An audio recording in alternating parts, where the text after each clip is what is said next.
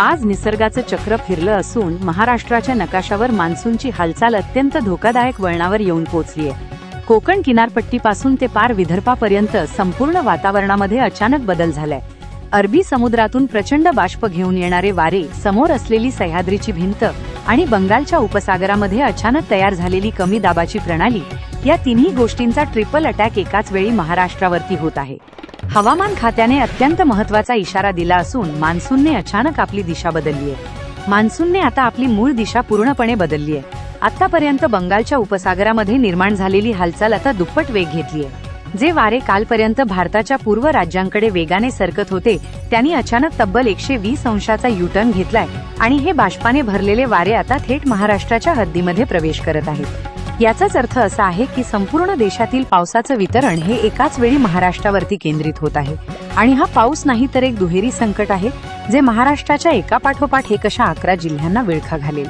अरबी समुद्राने आपली सर्व शक्ती महाराष्ट्राच्या किनारपट्टीवरती एकवटली आहे आणि तिथून प्रचंड बाष्प थेट पश्चिमेकडून कोकणच्या दिशेने धडकत आहेत। नेहमीच्या वेळी सह्याद्रीचे 800 ते 900 मीटर उंच कड्यांची रांग ही आता कोकणासाठी संरक्षण ठरत असते, परंतु आज परिस्थिती पूर्णपणे बदलली जाणार आहे। समुद्रावरून येणाऱ्या तुफान बाष्पयुक्त वाऱ्यांनी जेव्हा सह्याद्रीची भिंत अडवली जाणार आहे, तेव्हा त्यांना पुढे जायला मार्ग मिळणार नाही आणि ते ढग सह्याद्रीच्या कड्यांच्या तिथे फेकले जातील। तिथूनच अरबी समुद्रातून मिळणारी अथांग ऊर्जा घेऊन हे ढग स्वतःमध्ये बाष्प साठवणार आहेत, ज्यामुळे अवघ्या काहीच मिनिटांमध्ये ढगफुटी सदृश पाऊस त्या ठिकाणी पडणार आहे। पण हे संकट फक्त कोकणापुरतेच मर्यादित नाही। बंगालच्या उपसागरातून युटर्न मारून आलेले वारे सामावून घेतील। त्या कारणामुळे मध्यरात्री 2 ते 4 या 2 तासांमध्ये ढगफुटी सदृश पावसाचा इशारा देण्यात आला। पण हे संकट फक्त कोकणामध्ये येतंय असं नाही। अरबी समुद्रातील चक्रीवादळाचे वारे हे पूर्वेकडून आलेले उष्ण वारे आणि जेव्हा मध्यरात्री महाराष्ट्राच्या मध्यभागामध्ये एकत्र येतील, तेव्हा त्याचा फटका हा मराठवाड्यामध्ये देखील बसणार आहे। रात्रीच्या अंधारामध्ये आकाशात विजांचा भयंकर कडकडाट होणार आहे। परिस्थितीचे गांभीर्य ओळखूनच हवामान खात्याने महाराष्ट्रामध्ये 11 जिल्ह्यांना सतर्कतेचा इशारा दिलाय। पहिल्या 3 जिल्ह्यांमध्ये अरबी समुद्रातील चक्रीवादळाचा थेट प्रभाव पडणार आहे। मध्यरात्री 2 ते 5 च्या दरम्यान एका तासात तब्बल 100 ते 150 मिलीमीटर पाऊस कोसळू शकतो, ज्यामुळे नद्यांच्या पाणी पातळीमध्ये वाढ होणार आहे। त्याचबरोबर विदर्भातील 5 जिल्ह्यांमध्ये मध्यरात्री सुमारास आकाशामध्ये विजांचा कडकडाट जोरदार होईल, सोसाट्याचा वारा सुटणार आहे आणि ढगांचा प्रचंड गडगडाट वादळी वाऱ्यासह पाऊस पडणार आहे।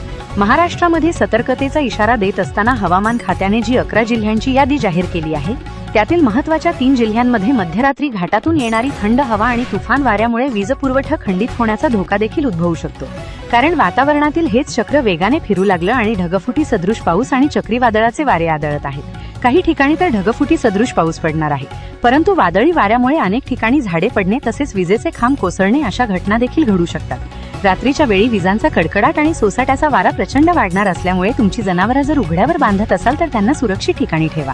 त्याचबरोबर मध्यरात्री बाहेर पडू नका अशा सूचना देखील देण्यात आल्या आहेत। आतापर्यंत जे वारे हळूहळू वाहत होते, त्यांनी अचानक आपला वेग दुप्पट आणि तिप्पट केला असून ताशी 70 ते 80 किलोमीटरच्या तुफान वेगाने वारे महाराष्ट्राच्या सीमेमध्ये घुसत आहेत। आंध्र आणि तेलंगणाकडे जाणारे बाष्प आणि ओव्हरलोड झालेले वारे अचानक 120 अंशांतून फिरले जात आहेत।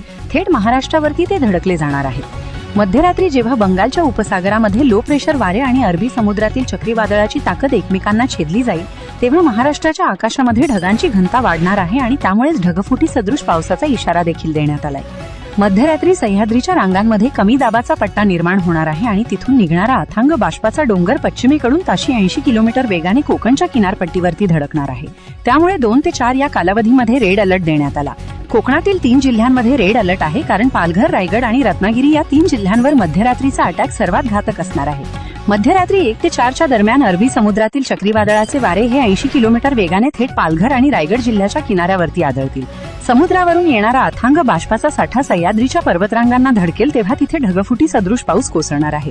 रत्नागिरीच्या सागरी किनारपट्टीवर समुद्राच्या प्रचंड लाटा उसळतील। चिपळूणखेड परिसरातील नद्यांच्या पाणी पातळीमध्ये वाढ होणार आहे। या तिन्ही जिल्ह्यातील नागरिकांनी रात्री सतर्क राहावं।